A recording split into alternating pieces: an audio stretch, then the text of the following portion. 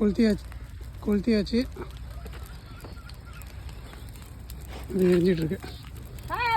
மழை பெய்யலாம் இன்னும் நல்லாயிருக்கும். மழை பெய்யறதுனால ரொம்ப கஷ்டமாக இருக்குது.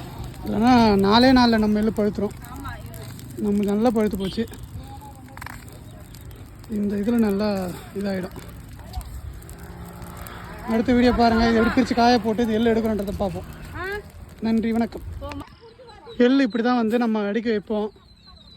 அங்கேருந்து அறுத்து எடுத்துன்னு வந்து இந்த மாதிரி ரவுண்டாக உள்ள அடிக்க காயெலாம் உள்பக்கம் இருக்கிற மாதிரி அடுக்கணும். இது 1 ஏக்கர் எள்ளு அடிக்கிட்டு சுற்றி வைக்கல போட்டுட்டு நம்ம கொளுத்தி விடணும். கொளுத்தி விட்டோன்னா இந்த காய் வந்து அப்படியே கருப்பாக மாறி இந்த உள்ளே இருக்கிற எள் எல்லாமே கருப்பாக மாறும். இது வந்து ஒரு 4 நாள்லேருந்து 7 நாள் வரைக்கும் இந்த மாதிரி வச்சுருக்கணும். வச்சிருந்து அதுக்கப்புறம் அது எல்லாமே கருப்பாகிடும். கருப்பானதுக்கப்புறம் ஒரு 4லேருந்து 7 நாளுக்கு அப்புறமா இதை களைச்சி காய போட்டு இந்த களத்தில் உதிரினா இதுலேருந்து எள்ளு ஃபுல்லாக வெளில வந்துடும். அதை நல்லா உதிரி எடுத்து அதை க்ளீன் பண்ணி எடுத்தால் தான் நமக்கு பியூரான எள்ளு கிடைக்கும். ஸோ ரொம்ப பெரிய ப்ராசஸ். நான் ஆல்ரெடி சொல்லியிருந்தேன் மழை பெஞ்சுது அப்படின்ட்டு. இது படுதா போட்டு மூடி வச்சுருந்தோம். இப்போது இது ஒரு ஏக்கருக்கான எள்ளு. இது குறை இருந்தது ஒரு 4 சரவு, அதை எடுத்து இப்போ போட்டுட்ருக்கோம். இதை இந்த மாதிரி அடுக்கணும் அழகாக.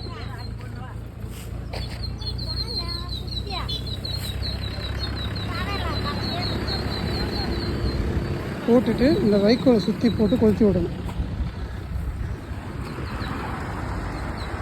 இது இப்படி கொளுத்தி விட்றதுன்னா இதில் ஏதோ அந்து பூச்சி அப்படின்னு இந்த மாதிரி அடிக்கிட்டு இது மேலே வைக்கோலை போட்டு மூடி வச்சிட்டோம்னா மழை பெஞ்சாலும் தண்ணி வெளில வந்துடும்.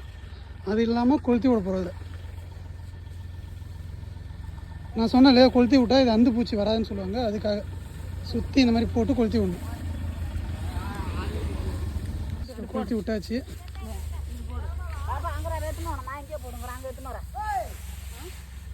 ஸோ இது 1 ஏக்கருக்கான எள்ளு, அது 1 ஏக்கருக்கான எள்ளு. அதுலேயும் அதே மாதிரி சுற்றி போடுங்க. அதுலேயும் கொளுத்தி விடணும். எரிய ஆரம்பிச்சிடுச்சு. மழை நாள்ன்றதால தான் அந்த பிரச்சனை. இல்லைன்னா இன்னும் ஈஸியாக எரியும். அப்படியே போட்டு விடுங்க.